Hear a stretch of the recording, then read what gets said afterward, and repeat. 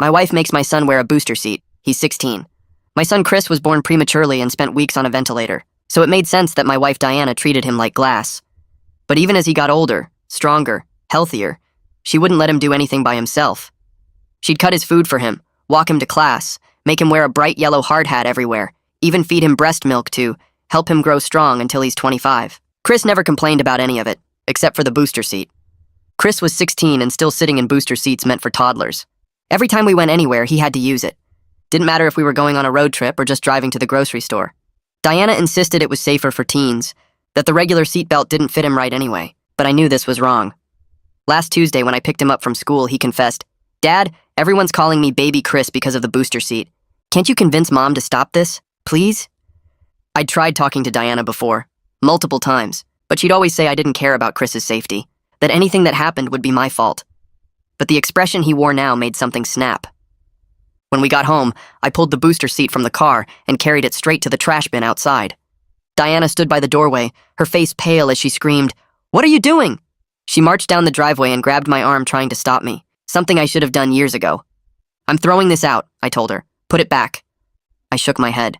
"No, he's 16. He's being bullied at school. Poor kid hasn't had a friend come over in years. It all ends now." The next morning, while Diana was at book club, I called Chris down to the kitchen. I threw him an apron and grinned. "I'm going to teach you how to cook and learn everything you were supposed to learn by now." Chris blinked at me like I'd lost it. "Dad, if Mom finds out, she might actually divorce you. Then we won't let her find out. Come on." I started with scrambled eggs. Simple, hard to mess up. Except Chris did mess up. He cranked the heat too high and the eggs burned to the pan. Smoke started filling the kitchen. "Oh no, oh no, oh no." Chris grabbed the pan and burned his hand on the handle. He dropped it and it clattered onto the floor. "It's okay. Run your hand under cold water. I'll handle this," I said gently. I opened all the windows, cleaned up the mess, and we tried again. This time with the heat lower. We later moved on to laundry, then basic home repairs, first aid, finance, even basic emergency protocols. Most importantly, he learned to fail, make mistakes, and get back up. And my wife never had to know. Or so I thought. Diana and I were driving home from dinner when a car rammed into us from the wrong side of the road. I barely had time to say Diana's name before our car skidded off and everything went dark. I woke up in the hospital with Chris beside me. The doctor explained Diana had 2 broken legs, and I had a fractured spine and broken arm. We'd both be bedridden for 6 to 8 weeks. Diana immediately started panicking, but before she could say anything, Chris started taking charge, handling things with the doctors. Once home, Chris got us into our beds, then disappeared downstairs. He came back with grilled cheese and soup. Diana stared at her plate, too shocked to speak. Over the next few days, he handled everything. Laundry, dinner, medications, all organized and on time.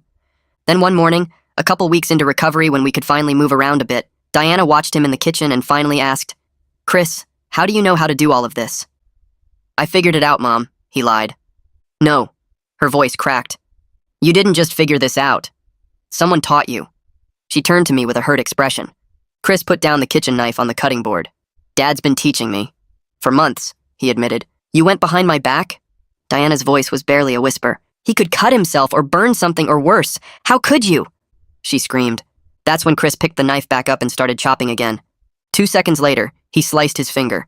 Blood dripped onto the cutting board. Diana screamed, but Chris just casually walked to the sink, rinsed it under cold water, grabbed a paper towel, and applied pressure. He opened the first aid kit with his free hand, pulled out a bandage, and wrapped it properly. Then he went right back to cooking like nothing happened. "See, Mom? I'm okay. I can handle it. I'm not a kid anymore." Diana covered her face with her hands and cried. I'm sorry. I never got to be a kid growing up, Chris. My parents were monsters. I was only 8 when I had to learn to care for myself. Cook meals, laundry, dishes, enroll myself in school. I just didn't want you to grow up until you were ready. Over the next week, it felt like we were finally becoming the family we should have been all along. Then the phone rang one morning. Diana looked at the caller ID and went pale. Her hands shook as she answered the phone. "Mom? Dad?" she asked. Chris's eyes grew wide. It was them, the monster parents. They were coming here, tonight. Diana sat frozen on the couch staring at nothing while I tried to wrap my head around what this visit would mean for us. Chris walked over from the kitchen and asked how long they planned to stay. Diana whispered the word week like she was telling us someone had died. I caught Chris's eye across the room and saw the same worry I felt sitting heavy in my chest. We'd spent months building Diana up, helping her see that Chris could handle things, and now her parents could tear all that progress down in just a few days. Diana started explaining in this shaky voice that her parents heard about the accident through some distant relative we barely talked to anymore. They insisted on coming to help take care of things since we were both still recovering. I watched her hands tremble as she picked at the blanket covering her lap, pulling at loose threads like she wanted to unravel the whole thing. Chris moved closer and quietly asked if they knew about his new skills, about all the cooking and cleaning he'd been doing. Diana shook her head fast and said they absolutely could not find out because they'd blame her for being a bad mother, for putting him in danger, for failing to protect him properly. I spent the whole afternoon trying to calm Diana down while Chris made dinner in the kitchen, but she kept spiraling deeper into panic about what her parents would say and do when they got here. She told us stories I'd never heard before in all our years of marriage. Being left completely alone for days when she was only 8 years old, learning to cook on a tiny hot plate because there was no one to teach her how to use the real stove safely, wearing the same dirty clothes to the school for weeks because no one showed her how to do laundry or even told her it needed doing.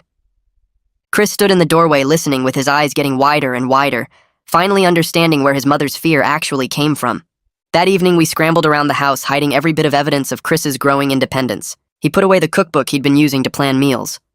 I hid the car keys I'd been teaching him with in my nightstand drawer. We even climbed up into the attic and brought down that old booster seat, the one I'd thrown away months ago but Diana had secretly rescued and stored. Diana insisted everything needed to look exactly like she was still in complete control, still protecting Chris the way she always had, still keeping him safe from every possible danger.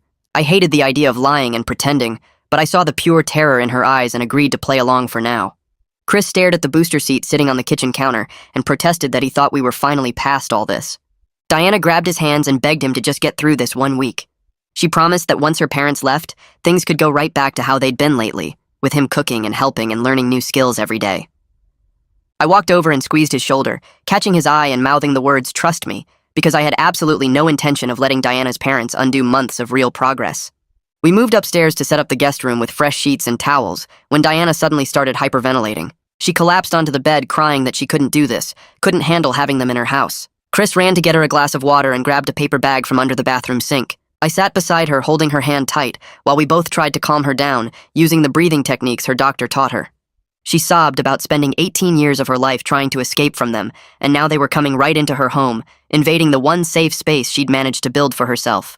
I suggested we set some ground rules before they arrived, like time limits on how long the visit would last, topics that were completely off limits for discussion and real consequences if they crossed any boundaries we set. Diana looked at me like I'd just suggested we fly to the moon without a spaceship. She said her parents had never respected a single boundary in their entire lives, and they certainly wouldn't start now. Chris pointed out that she was a grown adult now with her own family, and she had every right to protect herself and protect us from people who treated her badly. Johnny and Regina Harrington pulled up in front of our house at exactly 7 o'clock in this huge luxury car that practically screamed, "Look how much money we have." I understood instantly why Diana had turned out the way she did, why she was so scared and anxious all the time. Regina swept through our front door, already criticizing everything from the neighborhood we chose to live in to the furniture we'd picked out to the dinner Chris had nervously reheated for them. Johnny barely even looked at any of us, just walked straight to the living room and grabbed the TV remote, immediately demanding to know why we didn't have all the premium cable channels he wanted to watch. Within 10 minutes of walking through the door, Regina started firing questions at Diana about the accident. She asked why Diana wasn't being more careful on the road. She implied the whole thing could have been prevented if Diana had just paid better attention. Diana actually shrank into herself on the couch, stammering out apologies and explanations like a little kid being scolded by a teacher. I sat there watching my confident, loving wife completely disappear, and this terrified little girl took her place instead. Regina's eyes landed on Chris standing awkwardly by the kitchen doorway. She rushed over and started fussing over him in a way that felt way more possessive than actually loving. She pinched his cheeks hard enough to leave red marks and asked why he looked so thin and unhealthy. She turned back to Diana and demanded to know what exactly Diana had been feeding him all these years. She suggested pretty strongly that Diana clearly couldn't manage even the most basic parts of parenting. Chris politely pulled himself away from her grabbing hands and caught my eye with this look that told me he finally understood everything, that he finally got why his mom was the way she was. Regina insisted on inspecting the guest room before settling in, running her finger along the dresser and holding it up to show the dust she claimed was there, even though I'd cleaned it that afternoon. She complained about the water pressure being too weak when she tested the shower, then came back out saying the thread count on the sheets felt cheap against her skin. Johnny stood in the doorway listing everything wrong with the neighborhood, from the street noise to the lack of security cameras to the type of cars our neighbors drove. Diana apologized for each complaint, her voice getting quieter and smaller with every word, promising she'd get better sheets tomorrow and asking what thread count Regina preferred. Chris had reheated the lasagna he'd made earlier, but Johnny pushed his plate away after one bite and asked why we were serving leftovers to guests. Regina picked at her food and wondered aloud why we didn't have any fresh ingredients in the house, saying she would have expected better hospitality. Diana stammered something about the accident making shopping difficult, but Regina just sighed like Diana was making excuses for laziness. Johnny demanded to know what kind of scotch we had, and when I told him we only had beer and wine, he acted like I'd personally insulted him. He complained about having to sleep in a house with inadequate security, saying anyone could just walk right in through our flimsy locks. I watched my wife shrink further into the couch cushions with each criticism, apologizing for things that didn't need apologies, and I wanted to throw both of them out right then. But Diana's hand shook when she reached for her water glass, and I knew confronting them would only make things worse for her. I woke up at 2 in the morning to the sound of crying coming from Diana's side of the bed. She was curled up facing away from me, her shoulders shaking as she tried to muffle the sounds. I touched her arm gently, and she flinched before turning toward me, her face wet with tears in the dim light from the hallway. She whispered that having them here brought back every terrible memory she'd spent years trying to forget, that she could hear her mother's voice criticizing her the same way Regina used to when Diana was little. She told me about being 8 years old and trying to cook rice on a hot plate because her parents hadn't come home in 2 days and she was hungry. She'd burned her hand badly on the metal edge, but there was no one to help her or take her to a doctor or even put a bandage on it properly. She'd wrapped it in a dirty towel and gone to the school the next day, with the burn getting infected, and when a teacher finally noticed and called her parents, Regina had yelled at Diana for being careless and making them look bad. I held Diana while she shook and cried into my chest, feeling this burning anger at these people who damaged my wife so badly and were now sleeping comfortably in our guest room. She whispered that she was sorry for being so overprotective with Chris, that she knew she'd gone too far, but the thought of him ever feeling scared and alone and hurt like she had been made her panic.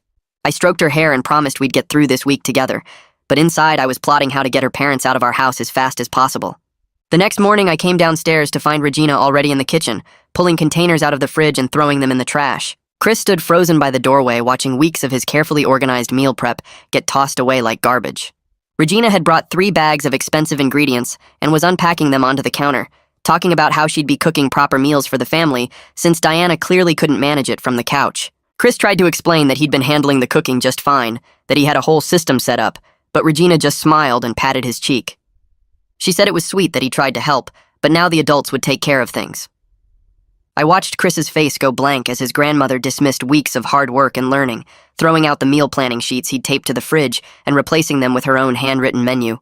She pulled out all the pots and pans Chris had organized by size and started rearranging them according to her own preferences, talking the whole time about how young people today don't understand proper kitchen organization. Diana sat on the living room couch watching this happen, opening her mouth like she wanted to say something but no words coming out. Regina announced she'd be making Eggs Benedict for breakfast, something fancy and complicated that would take hours, completely ignoring the simple breakfast sandwiches Chris had planned to make. Johnny settled into the living room recliner like he owned it, immediately grabbing the remote and flipping through channels while complaining about every single one. He demanded coffee, and I had to explain we only had a regular drip coffee maker, not the espresso machine he apparently needed. He asked for newspapers and seemed shocked that we didn't get physical papers delivered anymore, acting like reading news on a phone was somehow barbaric. He barely looked at Chris except to ask why a 16-year-old boy wasn't playing football or basketball or doing normal teenage things. Diana started to explain about Chris being born premature and having health concerns for years, but Johnny cut her off mid-sentence. He said she'd coddled Chris into weakness, that boys need to be tough and athletic, that all this staying home and helping his injured parents were making him soft. Chris stood there taking it silently, his jaw clenched tight, while Johnny went on about how his generation knew how to raise real men. Diana tried again to defend her parenting choices, but her voice came out small and uncertain, nothing like the confident mother I'd seen her become over the past few weeks. Johnny just shook his head and changed the channel, dismissing her completely. Regina went out to my car to get something from her bags and came back holding the booster seat we'd put back in yesterday.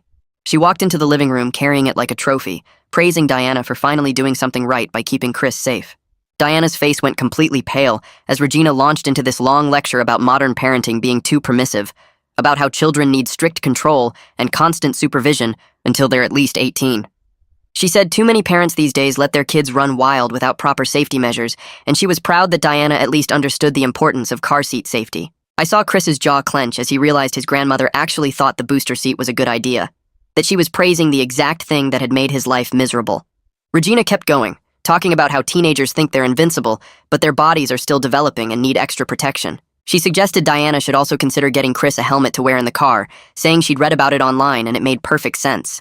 Diana just nodded and murmured agreement, and I watched my wife disappear further into the scared little girl her parents had created. During breakfast, Regina criticized everything about how Diana had raised Chris over the past 16 years. She said his clothes looked sloppy and asked why Diana let him wear such casual things instead of dressing him properly. She complained about his table manners, even though he was eating perfectly normally, saying he chewed too loudly and didn't sit up straight enough. She demanded to know what extracurricular activities he did, and when Diana explained he'd been focused on recovery and helping at home, Regina acted like this was proof of failed parenting. She went on about how Chris should be in debate club and student government and volunteering, building a resume for college applications. She criticized his posture, his haircut, the way he held his fork, even the fact that he was quiet during breakfast instead of making conversation. Diana took it all silently, nodding and apologizing and promising to do better, regressing further into the scared child she must have been.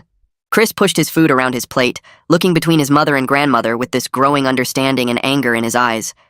I could see him putting together all the pieces of why Diana had been so overprotective, why she'd tried so hard to give him everything, and keep him safe from everything.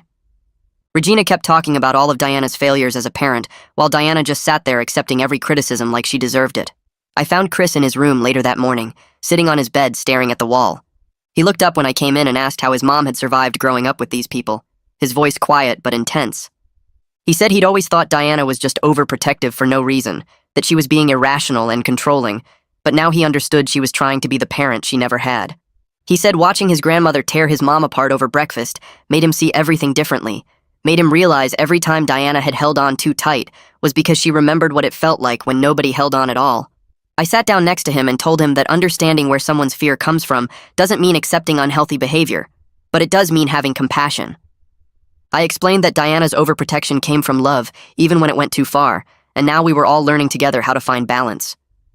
Chris nodded slowly, then asked how much longer his grandparents were staying, and I could hear the dread in his voice. Regina insisted on accompanying Diana to her physical therapy appointment that afternoon, and I watched helplessly as my wife tried to protest. Diana said she'd be fine going alone, that I could drive her, but Regina wouldn't hear it.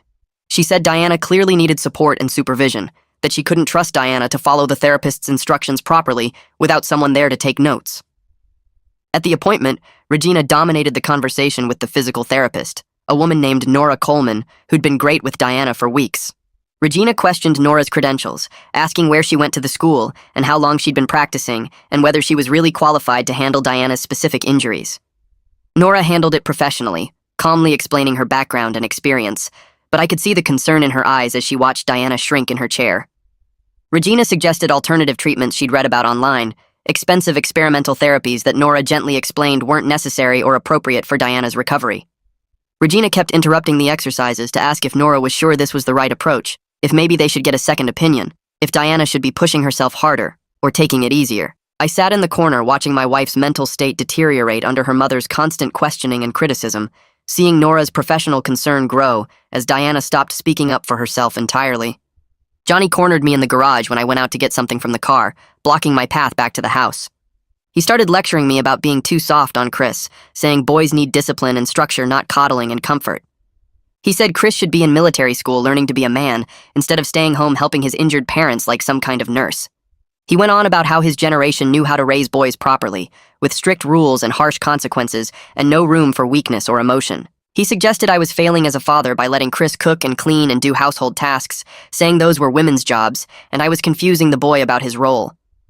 I bit my tongue so hard I tasted blood, reminding myself that losing my temper wouldn't help Diana or Chris right now. Johnny kept going, saying Chris needed sports and competition and toughening up, that all this gentle parenting nonsense was creating a generation of weak men who couldn't handle real life. I stood there taking it, my hands clenched into fists in my pockets, thinking about how this man had left his 8-year-old daughter alone for days and was now lecturing me about parenting. That afternoon, Regina reorganized our kitchen cabinets without asking anyone, throwing out half our food and replacing it with her expensive preferences. Chris stood watching silently as his meal planning system got completely destroyed. All the work he'd put into learning where everything goes dismissed as childish and wrong. He tried to explain his system to her, how he'd organize things by meal type and frequency of use, but Regina just patted his head like he was 5 years old. She said, "That's nice, dear," while continuing to rearrange everything according to her own logic, moving the plates to a different cabinet and the glasses to a higher shelf Chris couldn't reach easily.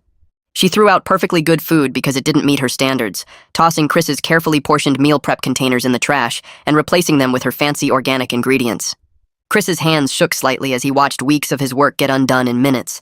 His whole system that had kept our family fed and organized completely dismantled by someone who'd been in our house less than 24 hours. Regina moved on from the kitchen to the living room, where Diana sat on the couch with her legs propped up on pillows. I heard Regina's voice getting louder as she walked around pointing at things. She criticized the paint color on the walls, saying it was too dark and made the room feel small.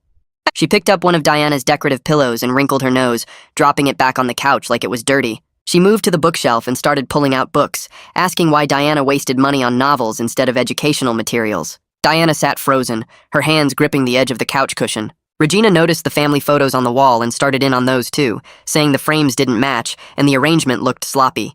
She pointed at our wedding photo and made a comment about Diana's dress being too simple. I watched Diana's breathing get faster and shallower with each criticism. Regina kept going for what felt like forever, moving from the curtains to the furniture to the carpet to the light fixtures. Nothing was good enough. Diana started making small gasping sounds, and I saw her chest heaving. I moved quickly to her side and took her hand. Her pulse was racing under my fingers. I told Regina we needed a moment and helped Diana stand up. She leaned heavily on me as we made our way down the hall to our bedroom. I closed the door behind us and Diana collapsed onto the bed, hyperventilating and crying. I sat beside her and rubbed her back, talking quietly until her breathing slowed down. She kept saying sorry over and over, apologizing for the house not being good enough, for being a disappointment. I stayed with her until she fell asleep from exhaustion. When I came back out to the living room, Chris was sitting with his grandparents looking small and helpless. He fumbled with the TV remote like he didn't know how to use it. He asked Regina in a quiet voice if she could help him make a sandwich, because he wasn't sure where things were anymore. She patted his head and went to the kitchen with him. Johnny grunted something about the boy being useless. I wanted to say something, but Chris caught my eye and gave a tiny shake of his head. Later that night, after his grandparents went to bed, Chris found me in the garage. He told me he'd been playing dumb on purpose, acting like the helpless child they expected to see. He said if they thought he was incompetent, then maybe they'd stop tearing into Diana so hard. He figured if they got what they wanted with him, they might ease up on his mom. I pulled him into a hug and told him he was a good kid, but he shouldn't have to protect his mother from her own parents. The next morning, I woke up early and went to the kitchen to start coffee. I heard voices coming from the living room and recognized Regina's sharp tone. I stopped in the hallway where they couldn't see me. Regina was standing over Diana, who sat hunched on the couch. Regina told Diana she'd thrown away her potential, that she could have been something important instead of just a wife and mother. She said Diana had been accepted to a prestigious university, but chose to get married instead. Regina's voice dripped with disgust as she talked about how Diana ruined everything Regina had planned for her. She said all those years of pushing Diana to excel in the school, all that money spent on tutors and activities, completely wasted. Diana was crying, her voice breaking as she apologized. She said she was sorry for being such a disappointment, sorry for not living up to expectations, sorry for choosing her own path. Regina kept going, listing all the ways Diana had failed to meet her standards. I heard footsteps behind me and turned to see Chris standing in the hallway. His face had gone completely white and his hands were clenched into fists at his sides. He stared past me at the scene in the living room, watching his grandmother tear his mother apart with words. His jaw was tight, and I could see a vein pulsing in his temple. He looked at me with an expression I'd never seen before. Pure rage mixed with something that looked like understanding finally clicking into place. He turned and walked back to his room without saying anything. I followed him and found him sitting on his bed with his head in his hands. He looked up at me and said we had to do something because his grandparents were destroying his mom right in front of us. Chris started pacing his room, running his hands through his hair. He said he finally understood why Diana had held on so tight all these years. She wasn't trying to control him or keep him weak. She was trying to give him the childhood she never had, the safety and protection she desperately needed when she was young. He said his mom had spent 16 years making sure he never felt alone or scared or unwanted like she did. All the overprotection, all the rules, all the hovering, it was Diana's way of being the parent her own parents never were. Chris's voice cracked as he talked about watching his grandmother criticize everything about Diana's life and seeing his mom just take it. He said we couldn't let this keep happening for 5 more days. I agreed we needed to act, but told him we had to be smart about it. If we confronted Johnny and Regina directly, they might dig in harder and make things worse for Diana. We needed a plan that would protect Diana without giving her parents more ammunition to use against her. Chris nodded, and we spent a few minutes talking through options, but before we could decide anything, Johnny appeared in the doorway. He demanded I take him on a tour of the neighborhood so he could see where his grandson was growing up. I didn't want to leave Chris alone with Regina, but Johnny wasn't asking. He was telling. I grabbed my keys and we headed out to the car. Johnny settled into the passenger seat and immediately started criticizing the car's interior. He asked why I didn't drive something newer, something that reflected better on the family. I pulled out of the driveway and started driving slowly through our neighborhood. Johnny looked out the window and made disapproving sounds. He pointed at the houses and said they were too small, too close together, not enough land. He asked about property values and made a face when I told him. We passed the elementary school and he said it looked run down, asking why we hadn't moved to a better district. I told him Chris's school was actually pretty good, but Johnny cut me off. He said good wasn't good enough, that Chris should be in a private academy learning from the best teachers. We drove past the park where Chris used to play, and Johnny asked why there weren't more organized sports facilities. He went on about how boys need structure and competition, not just random playground equipment. Every turn brought new complaints. The grocery store wasn't upscale enough. The library was too small. The neighbors' yards weren't maintained well enough. Johnny told me I clearly wasn't providing adequately for my family, that Diana deserved better than this middle-class suburban life. He said she'd married beneath her potential, and it showed in every aspect of our lives. He went on about how if Diana had married someone from her own social class, someone with real ambition and earning power, she'd be living in a proper house in a proper neighborhood. I gripped the steering wheel tight and kept driving, letting him talk himself out. When we got back to the house, I walked in to find Chris standing in the kitchen staring at the trash can. His face was blank, but his hands were shaking at his sides. I looked in the trash and saw his cookbook sitting on top of the garbage, the one he'd been using to learn recipes and plan meals. Regina stood by the counter with her arms crossed, looking satisfied. She said 16-year-old boys shouldn't be cooking because it was making him soft. She said real men don't spend time in the kitchen doing women's work. Diana tried to speak up from the couch, saying Chris had been doing a great job taking care of us during recovery. Regina spun around and cut her off mid-sentence. She told Diana this was exactly the problem, that Diana clearly didn't know how to raise a proper young man. She said Chris needed discipline and masculine activities, not aprons and recipe cards. She went on about how she was going to fix the damage Diana had done, get Chris back on track to being a real man. Chris still hadn't moved, just stood there staring at his book in the trash. I saw his throat working like he was trying to swallow something down. Regina kept talking about her plans to toughen Chris up, listing all the things she thought he should be doing instead. Diana was crying quietly on the couch, but didn't try to argue anymore. I wanted to pull Chris's book out of the trash and tell Regina exactly what I thought of her opinions, but I remembered what Chris and I had talked about earlier. We needed to be smart. Losing my temper now wouldn't help anyone. The doorbell rang and I went to answer it, grateful for the interruption. Matthew Weber stood on the porch holding a casserole dish. He said he wanted to check in and brought dinner since he knew we were still recovering. I invited him in and watched something remarkable happen. Johnny and Regina completely transformed. Johnny stood up with a warm smile and shook Matthew's hand, asking how he was doing. Regina came over and thanked Matthew for his thoughtfulness, gushing about what a wonderful neighbor he was. She asked about his family and seemed genuinely interested in his answers. Johnny talked about how worried they'd been when they heard about the accident, how they'd rushed right over to help their daughter and grandson. Regina put her arm around Chris and talked about how proud she was of what a capable young man he was becoming. Matthew smiled and said it was clear Chris had a loving family supporting him. Johnny and Regina kept up the performance, playing the role of concerned, doting grandparents perfectly. They asked Matthew about the neighborhood, complimented his yard, talked about community events. It was like watching completely different people. Matthew stayed for about 20 minutes making small talk before saying he needed to get home. The second the door closed behind him, Regina dropped the smile.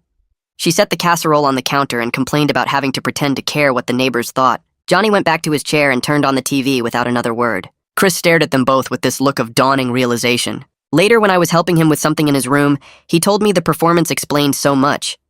He said that's why nobody believed Diana when she was young and tried to tell people about her home life. Her parents probably acted like model citizens in public while being completely different behind closed doors. He said watching them switch it on and off so easily was one of the creepiest things he'd ever seen. That night I went looking for Diana and found her in our bedroom surrounded by old photo albums. Pictures were spread across the bed and she was crying over them. I sat down beside her and looked at the photos. Every single one showed a young Diana alone. School pictures where she looked uncomfortable in clothes that didn't fit right. Birthday photos with no other kids around. Holiday pictures where she stood by herself in front of a tree. In every image, she looked scared and small, and like she was trying to disappear. Diana picked up one photo of herself at maybe 9 years old, wearing a stained shirt and standing in what looked like an empty kitchen. She told me she'd tried so hard to be different with Chris. She wanted to give him everything she never had, make him feel safe and loved and protected every single second. She said maybe she went too far the other way, swinging from neglect to overprotection without finding the middle ground. I put my arm around her and told her she'd loved Chris the best way she knew how. She'd kept him safe and made sure he never felt alone or unwanted. Now we were all learning better together, finding the balance between protection and independence. Diana leaned against me and cried harder, saying she didn't know how to stand up to her parents. She'd spent 18 years being told she was worthless and incompetent. Even now, as an adult with her own family, she still felt like that scared little girl when they were around. I held her and told her she was stronger than she thought. that she'd already survived the worst they could do to her. The next morning, Regina announced at breakfast that she'd be taking over Chris's education. She said Diana clearly couldn't manage homeschooling from the couch, and Chris needed proper academic structure. Chris's eyes shot to mine across the table, wide with panic. Regina pulled out a notebook and started planning a schedule, talking about rigorous academics and strict discipline. She said Chris would study from 8 in the morning until 4 in the afternoon with short breaks. She listed subjects and said she'd be testing him daily to make sure he was actually learning. Diana tried to interrupt, saying Chris was doing fine in his regular school and would be going back once we were recovered. Regina waved her hand dismissively and said this was more evidence of Diana's permissive parenting. She told Diana that public school wasn't challenging enough for a boy Chris's age, that he needed private tutoring and advanced coursework. Johnny nodded along from his chair, saying the boy clearly hadn't been pushed hard enough. Regina kept planning out loud, talking about discipline and consequences for not meeting her standards. Chris looked like he might throw up. Diana tried again to protest, but her voice was weak and shaky. Regina just talked over her, saying she'd already made up her mind and would be starting Chris's new schedule tomorrow morning. I'd been biting my tongue for 2 days, but watching Regina dismiss Diana's concerns while planning to take over Chris's life made something snap inside me. Regina started in on Diana again, saying she was being weak and dramatic just like when she was a child. She told Diana to stop crying and act like an adult for once. I stood up and my chair scraped loudly against the floor. I told Regina that Diana was recovering from a serious accident and didn't need this stress. I said maybe they should consider cutting their visit short, since they clearly weren't helping the situation. The room went completely silent. Diana stared at me with wide eyes. Chris froze with his fork halfway to his mouth. Regina's mouth fell open like I'd said something in a foreign language. Johnny slowly stood up from his chair, his face turning red. I realized in that moment that no one had ever challenged them before. Diana had been too scared as a child and too traumatized as an adult. Everyone else in their lives probably saw the public performance and never witnessed the private cruelty. I'd just broken an unspoken rule that had been in place for decades. Johnny walked over to me and got right in my face, close enough that I could smell his cologne. He told me I had no right to speak to his wife that way. He said they were here to help their incompetent daughter, who clearly couldn't manage her own household. His voice was low and threatening as he listed all the ways Diana had failed, all the evidence that she needed their guidance and control. I stood my ground even though my heart was pounding. I looked him in the eye and said Diana was one of the most capable people I knew. I said she was an amazing mother and wife, and the only reason she doubted herself was because they'd spent 18 years tearing her down. I told him they'd left an 8-year-old child to raise herself, and then had the nerve to criticize how she turned out. Regina gasped like I'd physically slapped her. She clutched at her chest and made wounded sounds. Johnny's face went from red to purple. Diana sat frozen on the couch, staring at me with an expression of complete terror, mixed with something that might have been hope. Johnny's face went from purple to almost black. He stepped closer and jabbed his finger toward my chest. He said if we didn't appreciate their help, maybe they should take Chris back with them where he'd learn proper discipline. He said Diana was clearly an unfit mother raising a weak, coddled boy who'd never survive in the real world. His voice got louder with each word, filling the whole room. That's when Chris walked in from the hallway. He must have heard everything. He stood in the doorway looking at his grandfather with this calm expression. He said quietly that he wasn't weak. Regina actually laughed. It was this high, mean sound. She asked what he could possibly do to prove otherwise. She looked at Johnny like they were sharing a private joke about how pathetic Chris was. I watched Chris's face change. Something shifted in his eyes. He wasn't scared or hurt. He looked determined. Chris walked past all of us straight into the kitchen. I heard a drawer open. Regina and Johnny followed him, and Diana struggled to sit up straighter on the couch to see. Chris pulled out the big chef's knife from the block. Regina made this gasping sound. Chris set it on the cutting board and opened the fridge. He pulled out vegetables and set them on the counter in a neat line. He tied on an apron and started washing his hands at the sink. His movements were smooth and sure. Regina and Johnny stood frozen in the kitchen doorway watching. Chris picked up the knife and started dicing an onion. His technique was perfect. He kept his fingers curled back and moved the blade in a steady rhythm. He explained out loud that you always use a sharp knife because dull ones slip. He said you cut away from yourself and keep your workspace clean. Regina suddenly rushed forward. She reached for the knife, saying he'd hurt himself. Chris smoothly stepped to the side without looking up. He kept chopping. He moved to the celery next, explaining how to cut it into even pieces for a proper dice. Johnny's voice came out rough. He demanded to know who taught Chris these things. Chris set down the knife and looked his grandfather straight in the eye. He said Dad did it because Dad trusts him to learn and grow instead of treating him like he's made of glass. Chris explained about the months of secret lessons while Diana was at book club or physical therapy. He talked about learning to cook, do laundry, basic repairs, managing money. He said he'd made mistakes and learned from them. Diana sat on the couch with her hand covering her mouth. Her eyes were huge. She looked torn between pride and absolute fear of what her parents would say. Regina spun away from Chris and marched over to Diana. Her face was twisted with fury. She started listing everything that could have gone wrong. Burns, cuts, fires, accidents, disasters. She said Diana had neglected Chris by allowing him to be put in danger. She said this proved Diana was as incompetent as Regina always knew she was. She said Diana couldn't be trusted with basic parenting decisions. Diana started crying. She said she was sorry. She said she should have been more careful. She fell right back into those old patterns, apologizing for existing. I saw Chris's face harden. He set the knife down carefully and wiped his hands on the apron. He walked over to where Diana sat on the couch. He knelt down beside her so they were at eye level. He took both her hands in his. He told her she was the best mom he could have asked for. He said she loved him so much she almost loved him too hard, but that was okay because now they were both learning balance together. He said she kept him safe when he needed it, and now she was learning to let him grow. Diana stared at her son like she'd never seen him before. This confident young man who understood her so completely, who saw her fears and loved her anyway. Tears ran down Diana's face, but she wasn't sobbing anymore. She looked at her parents standing in our living room. Her voice shook, but she said they needed to leave. Regina laughed. She said Diana couldn't possibly manage without their help. Diana said louder that they needed to leave her house. Johnny started to argue. Diana cut him off. She said she spent 18 years being told she was worthless. She said she wouldn't let them do the same thing to Chris. Regina's expression changed completely. She suddenly looked sweet and concerned. She said Diana clearly wasn't thinking straight because of the pain medication. She reached out for Diana's hand. Diana pulled away. She said she was thinking more clearly than she had in years. She said she tried so hard to be a perfect mother because she never wanted Chris to feel the way they made her feel. Alone and scared and convinced she was broken. Johnny pulled out his phone. He said he was calling Child Protective Services. He said Diana and I were endangering Chris by letting him use knives and stoves. Chris actually laughed. He pulled out his own phone and started swiping through it. He turned the screen toward his grandparents. It showed video after video of him cooking. Careful technique, growing confidence, no injuries. Chris said the only danger to him was growing up thinking he was too fragile to handle normal life. Diana's voice got stronger. She started telling stories Chris and I had never heard. Being locked in her room for days as punishment. Having to steal food from the cafeteria at the school because there was nothing at home.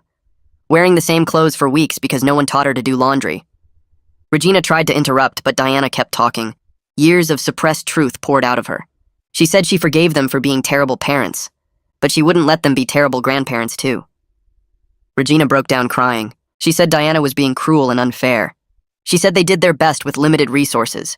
Diana said quietly that having money for luxury cars and expensive ingredients now proved they had resources back then. They just chose not to use them on her. Johnny grabbed Regina's arm. He said they were leaving. He said Diana was clearly ungrateful and they wouldn't stay where they weren't appreciated.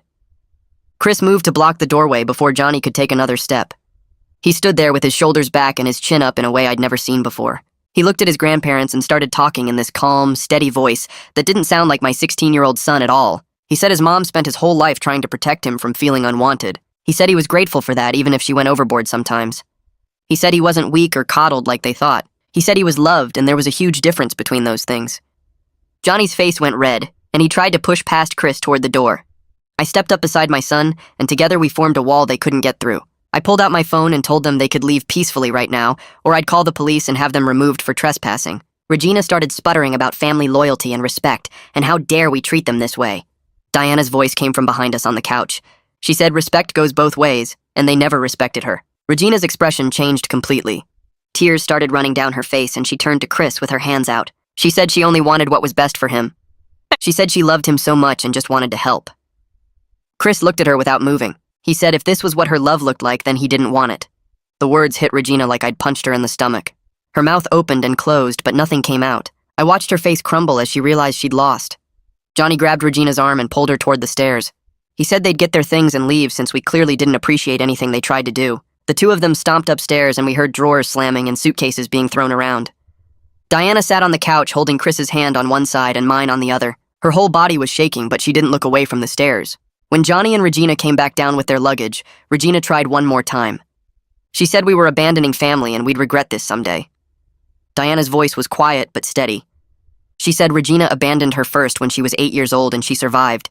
She said she'd survive this too. We all stood at the living room window and watched Johnny load their bags into the luxury car. Regina got in the passenger seat without looking back at the house. The car pulled away and disappeared down the street. Diana collapsed into sobs, but they weren't sad crying. Her whole body shook like something was pouring out of her. Chris and I held her from both sides while she cried and cried. I kept telling her she was safe now. I said she was free and she did the impossible thing. That night, Diana couldn't sleep. She kept tossing and turning next to me in bed.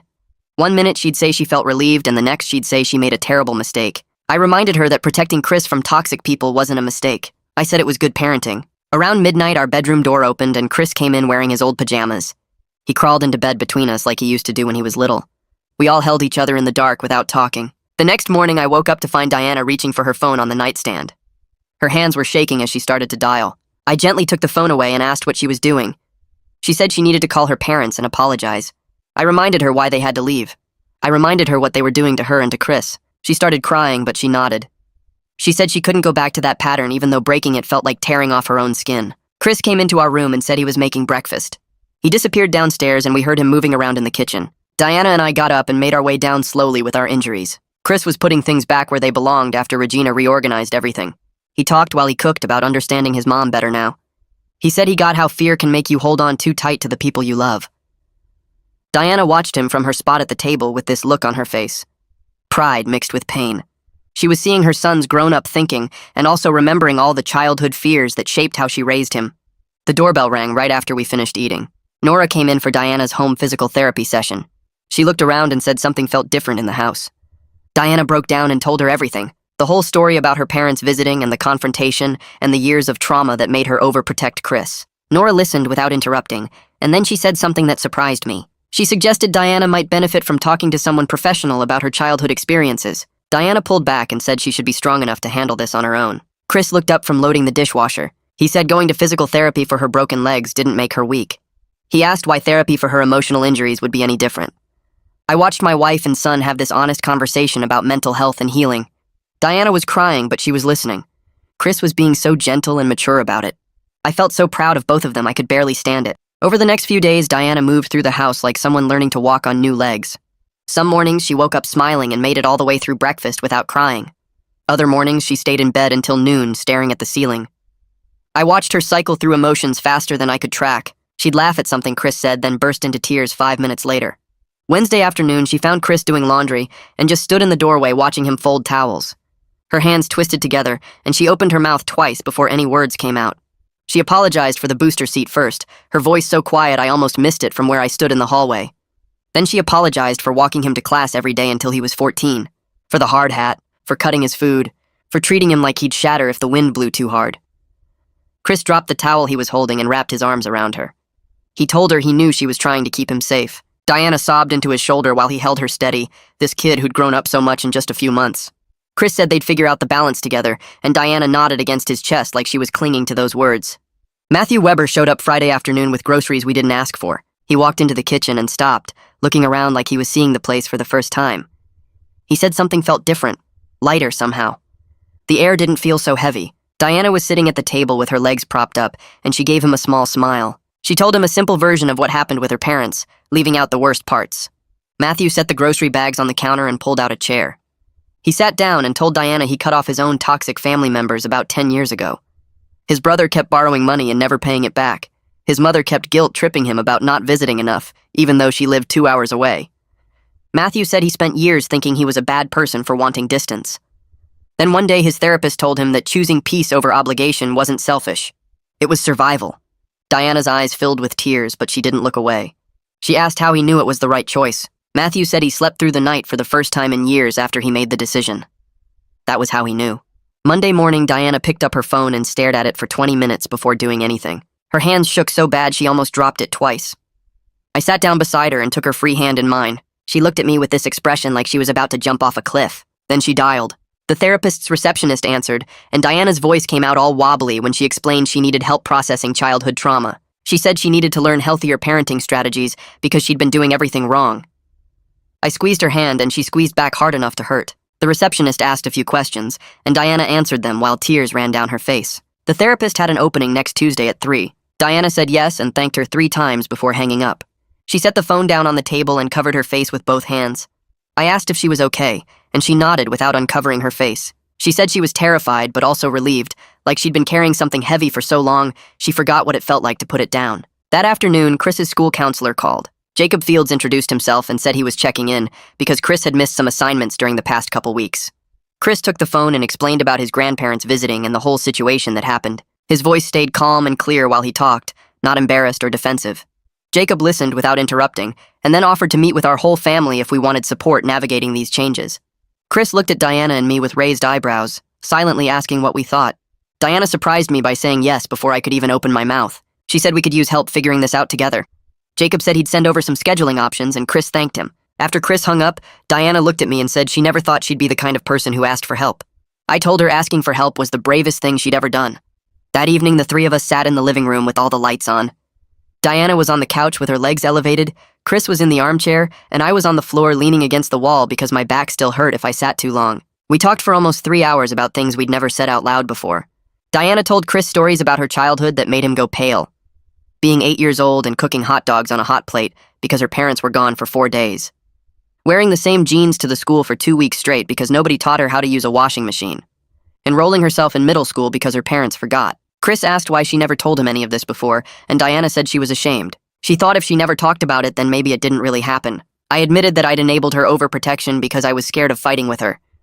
I said I took the easy road by going behind her back instead of having hard conversations.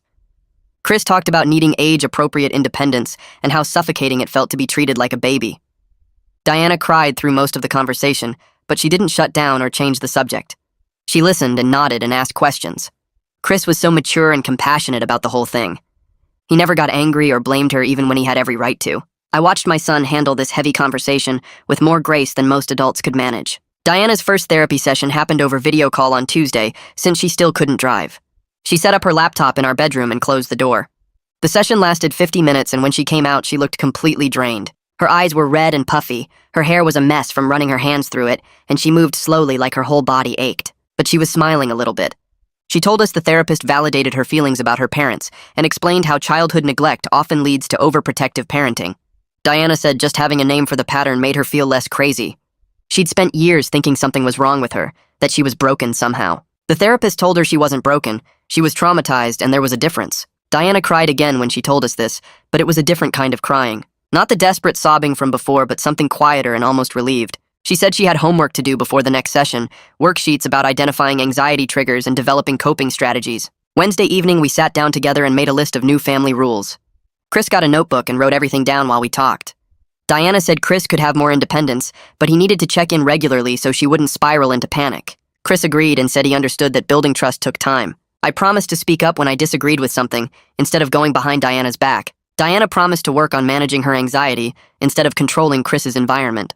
We spent an hour hashing out details and compromises. Chris could cook dinner 3 nights a week, but Diana needed to know the menu ahead of time. Chris could do his own laundry, but Diana wanted to see that he was doing it correctly at first. Chris could hang out with friends, but he needed to text when he got there and when he was leaving. We wrote everything down in clear, simple language, and then Chris tore the page out of the notebook. We walked to the kitchen together, and Diana taped it to the fridge with 4 magnets, 1 in each corner. She stepped back and looked at it for a long moment. Then she said it felt real now, seeing it written down like that. A visible commitment to change. Thursday morning, Chris asked if he could start studying for his driver's permit now that things were calmer. Diana's whole body went rigid, and her mouth opened to say no. I watched her catch herself mid-breath. She closed her mouth and took 3 deep breaths like her therapist had taught her. Then she said she needed to think about it instead of giving an automatic refusal. Chris's face lit up with the biggest smile I'd seen in weeks. He told her that was progress, and Diana laughed through fresh tears. She said it felt like progress too, even though every cell in her body was screaming to say no and lock him in his room forever. Chris hugged her and said he knew this was hard for her. Diana held onto him tight and said she was trying so hard to let go without letting go completely. The neighbor stopped by Friday with more groceries. She mentioned seeing Diana's parents leaving earlier in the week and asked if everything was okay. Diana paused with a bag of apples in her hand. Then she said honestly that it was better than okay.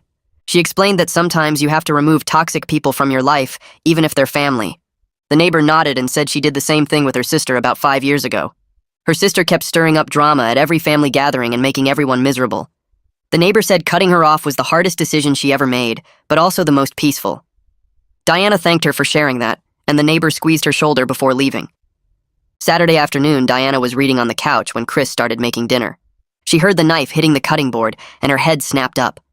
She was on her feet before I could even register what was happening, moving faster than she should with her injuries. She grabbed the knife out of Chris's hand mid-chop and held it away from him. Chris stood there with his hands up, looking startled.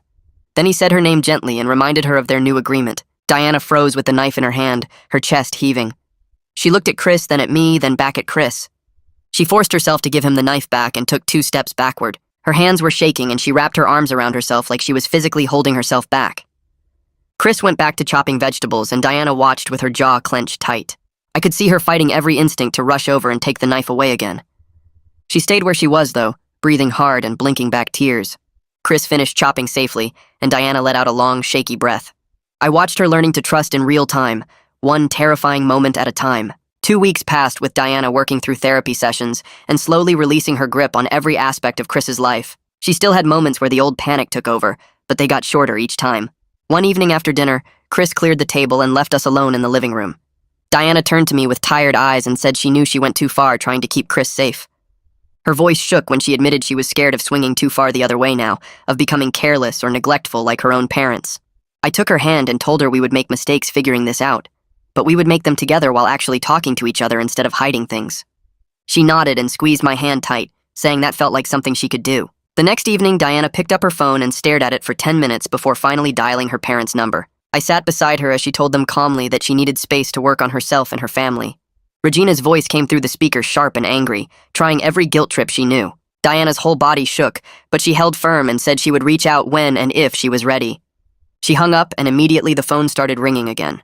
Diana stared at the screen showing her mother's name flashing over and over. She turned the phone off completely and set it face down on the coffee table. Her hands trembled for a good 5 minutes afterward, but she did not turn the phone back on or give in to the urge to call back and apologize. Chris came downstairs later and saw the phone still sitting there dark and silent. He hugged his mom without saying anything, and she held on to him like he was the only solid thing in a spinning world. The following week, Chris passed his driver's permit test on the first try. Diana managed her anxiety by agreeing to go with him to practice driving in empty parking lots on Sunday mornings. That first Sunday, she climbed into the passenger seat and gripped the door handle so hard her knuckles turned white. Chris adjusted the mirrors and seat exactly like I taught him, checking everything twice before starting the engine. Diana pressed her feet into the floor like she could brake from the passenger side. Chris drove slowly around the empty lot, turning carefully and stopping smoothly at imaginary stop signs. Diana did not tell him to stop or take over, even though I could see her jaw clenched tight the whole time. After 20 minutes, Chris parked and turned off the engine. Diana let out a long, shaky breath and admitted it was scary watching him, but also kind of great seeing him learn and grow. Chris grinned and said that was huge progress for her. Our physical recovery reached the 6-week mark, and the doctor cleared us both to start moving around more normally. Diana joked that now she had no excuse to avoid doing things herself. Chris shot back that he was not going back to booster seats no matter what. The laughter that followed felt real and light, like we were finally becoming the family we should have been all along. A few days later, Jacob Fields came to our house for a family meeting. He helped us create strategies for managing Diana's anxiety when it spiked and supporting Chris's growing independence without leaving him completely on his own. Jacob praised the progress we made in such a short time and reminded us that healing was not a straight line. There would be good days and hard days and sometimes really bad days mixed in. Diana cried but nodded, accepting that this was a journey without a clear endpoint. Jacob gave us worksheets and breathing exercises and a plan for checking in with each other when things got tough. He said the fact that we were all willing to work together meant we were already halfway there. 3 months after the accident, Chris got his driver's license and asked if he could drive himself to the school. Diana's immediate reaction was panic, but she caught herself and took 3 deep breaths before saying yes. That first morning, Diana and I stood on the porch watching Chris load his backpack into the car. Diana was crying but smiling at the same time, holding my hand so tight I lost feeling in my fingers. Chris backed carefully out of the driveway exactly like I taught him, checking his mirrors and turning his head to look for obstacles. He waved at us through the window before driving away down the street, confident and capable, and finally free to be the young man he was becoming. Diana whispered that we did it. We were actually letting him grow up. I kissed her temple and said we were all growing up together. For the first time in years, our family felt whole and healthy and real, built on trust instead of fear and love that made space for independence instead of crushing it.